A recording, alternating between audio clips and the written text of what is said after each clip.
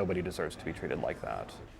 The chief executive of Kerbey Lane Cafe apologizes after two Muslim women were verbally attacked at a restaurant. The bigoted remarks were made at the Kerbey Lane on Guadalupe across the street from the UT campus. Betty Cross reports on the controversy that is now making national headlines.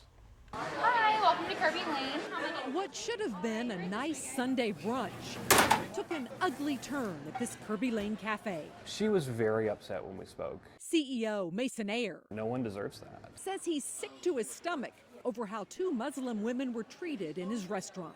I think that she had been, in every sense, assaulted by this person. Hey, Joni, I'm ordering another Kerbey, please. Two friends say they were the victims of Islamophobia while they were waiting to be seated.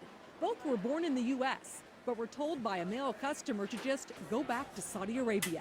One of the women was asked if she had a gun and told she should just shoot him. He'd made sort of ignorant, inflammatory comments, and he made some reference to a firearm at one point.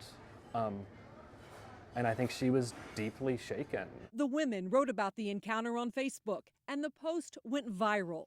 They said they have never felt more dehumanized and humiliated. The bigoted remarks hurt, but worse than words was the inaction by others in the restaurant. There's terrifying events that occur on a daily basis here in this country. The chief executive of Kerbey Lane says employees and customers might have been too intimidated to help. I'd like to think that in a situation like that, I'd have the courage to stand up and remove this monster.